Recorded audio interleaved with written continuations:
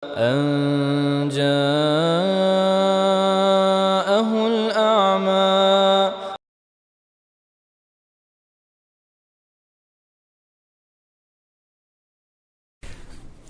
أعوذ بالله من الشيطان الرجيم. بسم الله الرحمن الرحيم.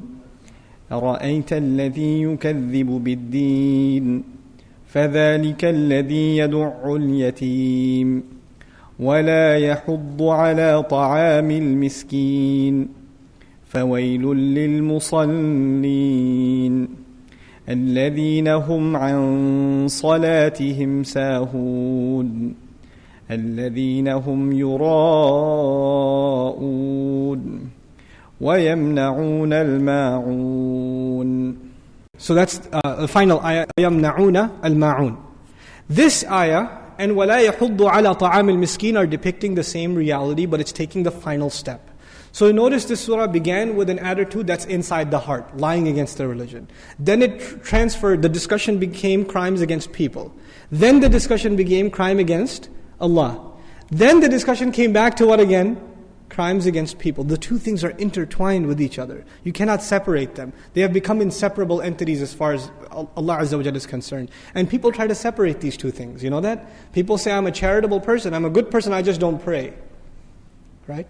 And then there are people who pray very, very regularly, but they're horrible to their family and to the needs of the needy, and they're greedy in their wealth and cheat in their businesses, etc., etc. People try to separate these two things. What does Allah do in this surah?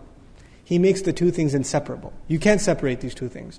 If you're good to people, you have to be good to Allah Azza wa Jal. If you're good to Allah Azza wa Jal, you have to be good to people. He fused the two. And this is the logic of the Qur'an. It doesn't let you fall into these extremes and traps and boxes that you create for yourselves. It keeps you balanced. Every surah produces its own set of balance. That keeps us from falling into these moral dilemmas and these problems that we have. We're almost done, Insha'Allah ta'ala. Bear with me.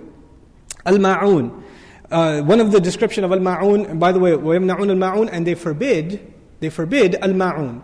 Ma'un has been interpreted by many scholars, even some Sahaba, as zakat. Also, very interesting definition from a literary point of view. هُوَ مَا لَا يُبْخَلُ بِهِ كَالْمَاءِ وَالْمِلْحِ وَالنَّارِ. It is that which you cannot possibly be cheap in, like water. You can't possibly be cheap in it. But Allah says at the end of this surah, they forbid even ma'un. They are that cheap. They are that, hard of the heart. It's not even bukhl here. There's something more here. They can't see a smile on somebody's face. They can't find themselves doing something good for someone. The first thought that comes in their mind is, why should I help him? Why should I help you? Why should I give you some help? Why should I give you a ride? I don't care. I don't owe you anything. I don't need this. This attitude, not that I can't, not that you need to use it if you don't use it. I just don't want to. I don't like you. I don't want to help you.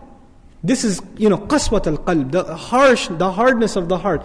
Meaning Allah mentions things one after another that make your heart harder. And it comes to the point where even somebody asks you for something small, they ask you for a napkin, they ask you knock on your door from the neighbor and they say, can I have some salt? No! And you slam the door in their face. Think they're going to get salt from me? Pathetic. This is a pathetic attitude. But this is how low a person will reach. And you call yourself leaders? You call yourselves custodians of the house of Allah?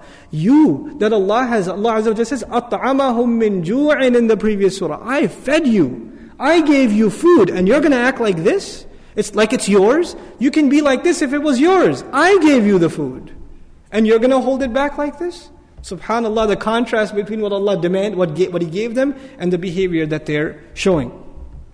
So, this surah, as far as the teachings of the deen, one of the core teachings of the deen, even if you don't remember the ayat and the proofs and the evidences, the teaching, the lesson for life in this deen is essentially very, very simple.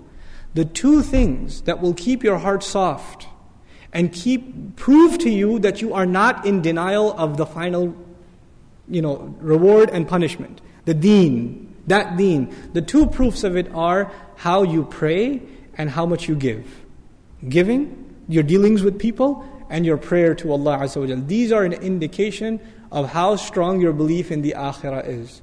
and what you should be expecting from it. And if our prayers are weak, that's a life project now. That becomes a mission. And if our dealings with the orphans, and we don't even talk about the needs of the other, if we're not concerned about these things, then these things become a concern first and foremost in your own family. You know for a fact there are people in your family that need help. And there are some people you don't like.